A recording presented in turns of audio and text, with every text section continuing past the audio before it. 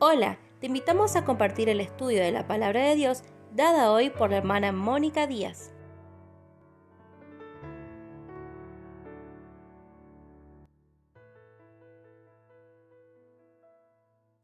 Perfil profético del tiempo del fin según Zacarías.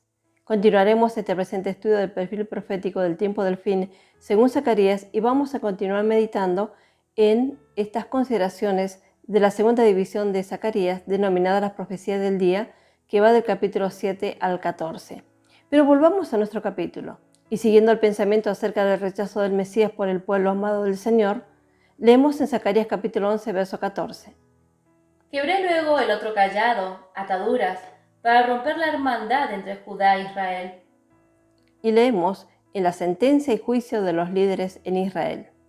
El insulto al pastor al ofrecerle nada más por su salario que el precio de un esclavo muerto es seguido rápidamente por la ruptura del último lazo que lo ataba a su rebaño. Esto fue un indicio de la ruptura de las relaciones que existían entre Jehová y Judá después de la muerte de Cristo. La nación entera ahora fue rechazada. La rotura de la primera vara o callado fue una señal de lo que vendría después. La hermandad tribal iba a desaparecer. Luego debería seguir el cumplimiento del ultimátum del versículo 9 y leemos, Zacarías capítulo 11, verso 9. Y dije, no os apacentaré, la que muriere que muera, y la que se perdiere que se pierda, y las que quedaren, que cada uno coma la carne de su compañera. Que cada uno coma la carne del otro, qué palabras terribles y solemnes. Ellas sugieren la disolución de todos los lazos que unían a la nación y convirtieron el asedio de Jerusalén en un patrón de horror que nunca ha sido superado y nunca lo será, excepto en la futura devastación y terrible tribulación que aún está ante la nación. La razón de este último horror se encuentra en el siguiente verso, y leemos en Zacarías capítulo 11, verso 15. Y me dijo Jehová, toma aún los aperos de un pastor insensato. En el relato personificado, el profeta ahora se hace pasar por otro pastor, uno cruel y malvado. Ya no tiene las varas, gracia y ataduras, sino los instrumentos de un carácter completamente diferente. No se nos dice cuáles son o en qué se diferenciaron estos instrumentos a los del buen pastor. Se ha dicho que los instrumentos del pastor insensato consistían en un fuerte cayado montado con hierro, un bastón roto o un garrote con metal, en el que las ovejas eran lastimadas y heridas, y que se usaba para golpear a las ovejas obstinadas y someterlas. Así, la humanidad de Israel aceptarán voluntariamente al anticristo como su pastor, pero reconocerán demasiado tarde que lleva un bastón en la mano para herir y destruir. Mientras que el buen pastor solía mantener a las ovejas en orden con un bastón fino y suaves golpes. Y si bien esto es solo una conjetura, no está lejos de la verdad, porque tenemos la respuesta al acto simbólico en otra profecía. El Señor mismo dice en el capítulo de Ezequiel 34, el cual puede leerlo detenidamente. Y leemos los siguientes versículos de nuestro capítulo. Zacarías capítulo 11, verso 14. Quebré luego el otro cayado ataduras para romper la hermandad entre Judá e Israel. Verso 15. Y me dijo Jehová, toma aún los aperos de un pastor insensato. Verso 16. Porque he aquí, yo levanto en la tierra a un pastor que no visitará las perdidas, ni buscará la pequeña, ni curará las perniquebradas, ni llevará la cansada a cuestas, sino que comerá la carne de la gorda y romperá sus pezuñas. Este pastor necio es lo opuesto al buen pastor. El buen pastor vino a buscar, salvar, sanar y recoger a las ovejas, pero el falso pastor desparrama y come la carne de las ovejas. Así como el buen pastor, cuya parte actuó en Zacarías en el primer acto del capítulo, en el sentido más verdadero, no es otro que el Mesías de Israel. Y el pastor malvado, en su contraparte, no es otro que el anticristo. Y que bajo un breve reinado, todos los dolores y sufrimientos de Israel alcanzarán su clímax en la gran tribulación al final. De hecho, Él será la personificación misma de la necedad, así como Cristo, la sabiduría personificada. Para citar a un antiguo escritor relativo al anticristo, sostenía, ya que en los extremos la locura consiste en la más extrema maldad, así será el más necio el que alcance la mayor impiedad, y esto lo hará arrogándose divinidad a sí mismo y reclamando para sí honores divinos. Continuamos la lectura de nuestro capítulo, Zacarías capítulo 11, verso 17. ¡Ay del pastor inútil que abandona el ganado! hiera la espada a su brazo y su ojo derecho. Del todo se secará su brazo, y su ojo derecho será enteramente oscurecido. La carrera de este hombre malvado será corta y su final repentino y terrible. Ay del pastor inútil es la advertencia profética. Cuando se exalta a sí mismo y busca adoración como Dios, de sus engaños su destino está decidido. Deja su lugar como pastor, abandona el rebaño y así se demuestra a sí mismo, como lo expresa en Juan capítulo 10, verso 11, al asalariado. Y la sentencia: la espada estará sobre su brazo y su ojo derecho se oscurecerá por completo enteramente. Leemos los pasajes de Juan capítulo 10, verso 12. Mas el asalariado, y que no es el pastor, de quien no son propias las ovejas, ve venir al lobo y deja las ovejas, y huye, y el lobo arrebata las ovejas y las dispersa. Verso 13. Así que el asalariado huye, porque es asalariado, y no le importan las ovejas. El brazo en las escrituras simboliza la fuerza y la inteligencia visual y la sabiduría como conocimiento razonador. Estas dos características marcarán al pastor asalariado. Será la expresión de la sabiduría y poder satánicos. El poder mundial anticristiano, es decir, contra Cristo, se resumirá en él. Todo el mundo religioso y de otros países se jactará de él y se maravillará de él. El mal será personificado en el hombre del momento, el superhombre por quien el mundo está esperando incluso ahora. Gobernará el mundo por un periodo corto. Su gran fuerza y sabiduría se manifestarán, pero en esas mismas partes será herido. La espada del Señor y de Gedeón descenderá sobre su brazo. Toda su fuerza de la que se jactaba se marchitará y será hallada inútil ante el mayor poder de Jehová, y su ojo se oscurecerá. La sabiduría superior de Cristo atenuará su luz. Se encontrará sin valor en la mayor luz del cielo. Su fin vendrá con la aparición del Mesías. Podemos apreciar esta parte con la epístola de Santiago capítulo 3, versos 15 y 16 y leemos. Verso 15. Porque esta sabiduría no es la que desciende de lo alto, sino terrenal, animal, diabólica. Verso 16. Porque donde hay celos y contención, allí hay turbación y toda obra perversa. La fuente de la sabiduría terrenal es amargura, rivalidad y contención, es Satanás mismo. Por eso tal sabiduría es satánica. Él es el padre de toda maldad. Por defecto, toda obra malvada, aunque tenga apariencia religiosa, es diabólica. Esta es la sabiduría que el mundo como sistema ofrece en contra de Dios mismo. La sabiduría terrenal puede ser discreta, sagaz, astuta, atractiva, pero no es pura. Y continuando con nuestro capítulo de Zacarías, seguimos contemplando a estos dos pastores vistos aquí. Leemos Zacarías capítulo 11, verso 17. Ay del pastor inútil que abandona el ganado, hiera la espada a su brazo y su ojo derecho, del todo se secará su brazo y su ojo derecho será enteramente oscurecido.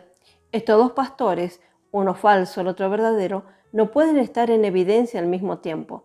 El anticristo desaparece cuando aparece la nube Shekinah del pastor de Israel. Está escrito: será destruido con el resplandor de la aparición de Cristo.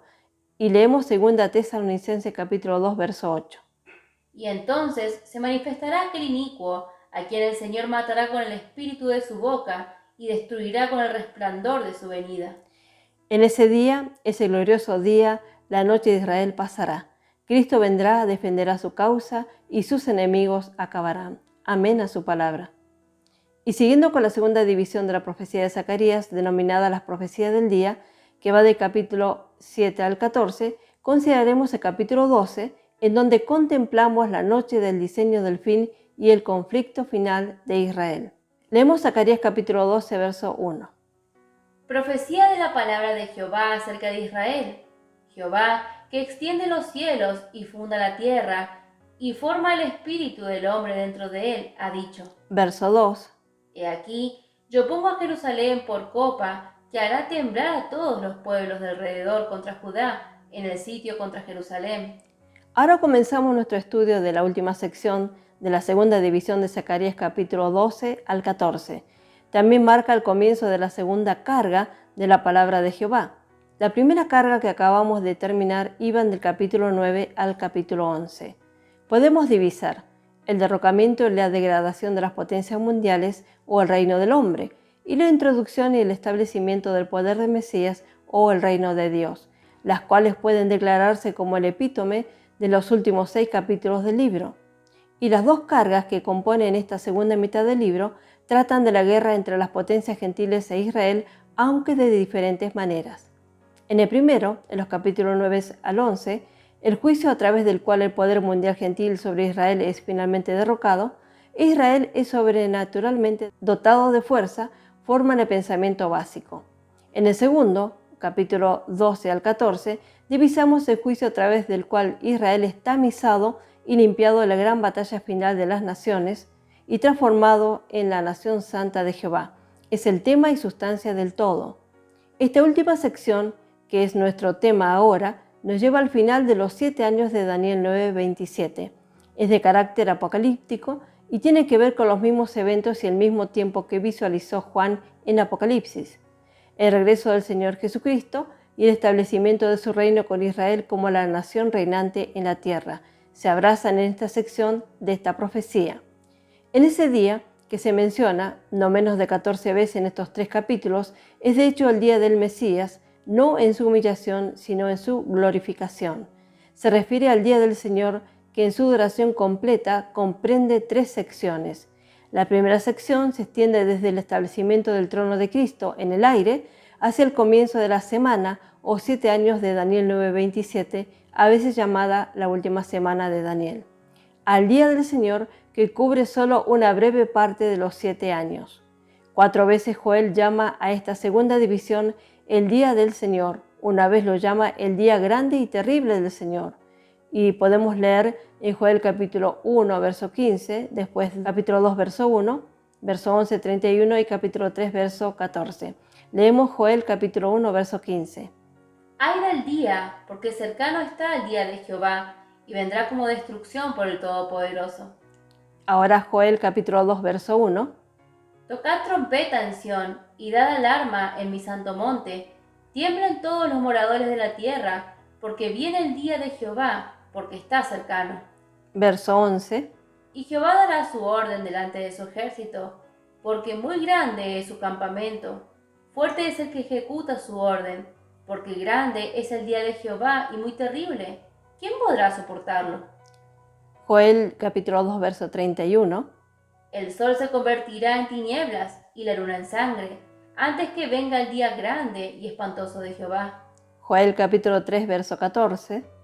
Muchos pueblos en el valle de la decisión, porque cercano está el día de Jehová en el valle de la decisión. Pedro llama a este período aquel día grande y notable del Señor, como se ve en Hechos capítulo 2, verso 20. El sol se convertirá en tinieblas y la luna en sangre, antes que venga el día del Señor grande y manifiesto.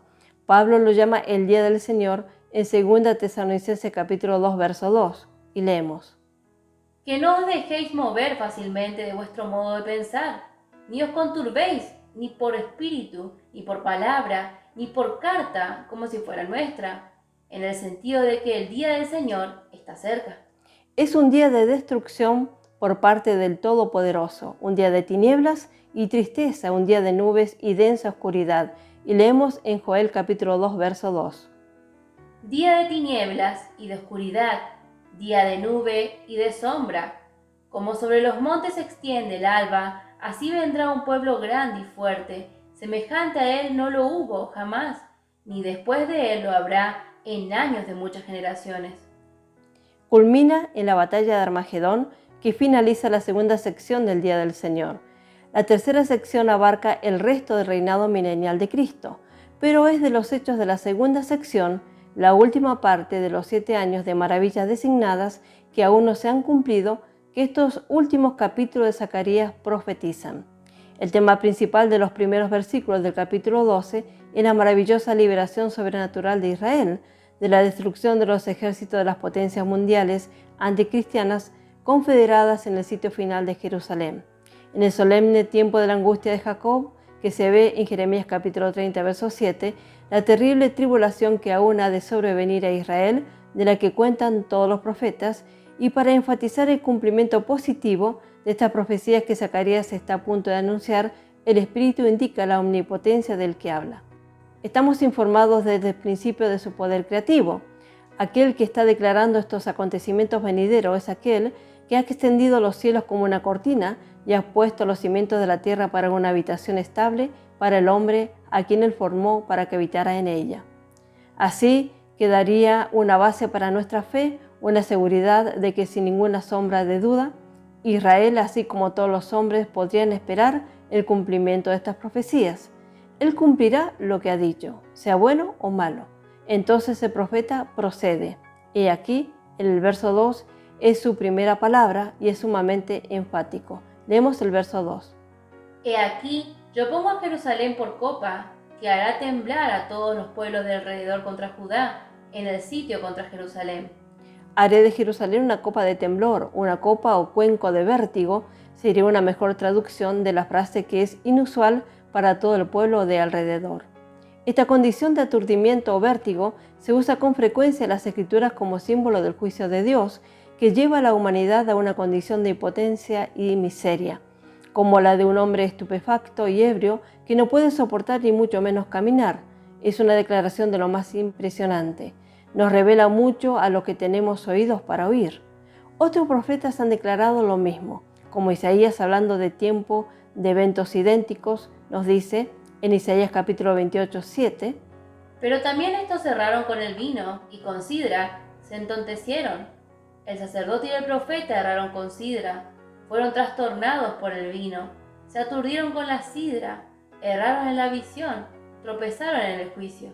También en los Salmos leemos en el Salmo 75, 8. Porque el cáliz está en la mano de Jehová, y el vino está fermentado, lleno de mistura, y él derrama del mismo, hasta el fondo lo apurarán, y lo beberán todos los impíos de la tierra. La figura de la embriaguez también se usa para describir el juicio que Israel también experimentará. Nótese en Isaías capítulo 51, verso 21 al 23. Leemos verso 21. Oye pues ahora esto, afligida, ebria, y no de vino. Verso 22.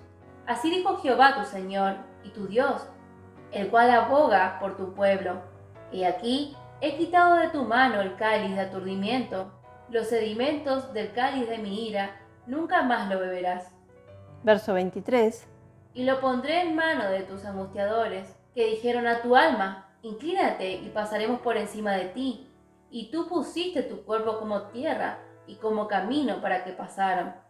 Pero en nuestro estudio de profecía, la referencia no es al juicio sobre Israel, sino al juicio sobre sus enemigos, las naciones que se reunirán alrededor de Jerusalén para este último y espantoso asedio. Y leemos Zacarías capítulo 12, verso 2. Copa que hará temblar a todos los pueblos de alrededor contra Judá. El pensamiento en este caso es de un recipiente lo suficientemente grande como para que todos los pueblos del mundo puedan beber de él. En hebreo es copa o cuenco, como se señaló. Beberán de la copa embriagadora de la ira de Jehová, uno a la vez o uno tras otro. Se embriagarán con esta fuerte decocción de los cielos y se tambalearán y caerán para no levantarse más. Esos ejércitos de las naciones se reunirán alrededor de la amada ciudad para el último gran conflicto de los siglos. Las naciones serán juzgadas. Satanás es el agresor en este asunto, pero Dios lo permite. De hecho, Él realmente desea esta consumación. Está escrito que Él lo llama al valle de Josafat para ser juzgado como nota. Y leemos en Joel capítulo 3, verso 10. Forjad espadas de vuestros asadones, lanzas de vuestras hoces. Diga al débil, fuerte soy. Verso 11. Juntaos y venid, naciones, todas de alrededor, y congregaos. Haz venir allí, oh Jehová, a tus fuertes. Verso 12. Despiértense las naciones y suban al valle de Josafat, porque allí me sentaré para juzgar a todas las naciones de alrededor. Verso 13. Echad la hoz, porque la mies ya está madura. Venid, descended, porque el lagar está lleno. Rebosarán las cubas, porque mucha es la maldad de ellos. Verso 14. Muchos pueblos en el valle de la decisión, porque cercano está el día de Jehová en el valle de la decisión. Es el día de la venganza de nuestro Dios, como dice en Isaías capítulo 61, verso 2. A proclamar el año de la buena voluntad de Jehová, y el día de venganza del Dios nuestro, a consolar a todos los enlutados. El judío debe estar en su tierra en el momento en que el Señor trilla su vendimia, su cosecha. Llegarán a su tiempo de tribulación y el Señor usará los ejércitos de las naciones en quienes confiaban para hacer caer el látigo sobre ellos. Entonces se volverá y se vengará de esas naciones. Esa es la esencia real de la lección que tenemos en este capítulo. Leemos en Zacarías capítulo 12, verso 3. Y en aquel día yo pondré a Jerusalén por piedra pesada a todos los pueblos. Todos los que se la cargaren serán despedazados, bien que todas las naciones de la tierra se juntarán contra ella. Hay una gradación en el pensamiento en cuanto al juicio dictado a las naciones, en la figura de la piedra pesada que hiere y corta a todos los que intentan tocarla, mientras que la copa que se tambalea solo los deja impotentes. El mismo significado puede verse en la descripción de los anfitriones reunidos para el ataque. Primero, la referencia es a las naciones alrededor de la ciudad, como vemos en el verso 2, mientras que en el versículo 3 son todos los pueblos y todas las naciones de la tierra a quienes se les advierte del desastre y la destrucción venideros. Significa sin duda que estos últimos están representados por la flor de los ejércitos de esa terrible batalla en la llanura del Esdraelón, el valle de Megido. Vemos la fidelidad de Dios en el cumplimiento de su palabra. Que el Señor siga iluminando más y más para su gloria y Él bendiga ricamente a cada uno. Hola, los saludamos de parte del canal El Evangelio de la Gloria. Los invitamos a suscribirse a nuestro canal de YouTube y activar la campanita de notificaciones para que les llegue toda la nueva info a medida que subimos cada video. Dios los bendiga ricamente.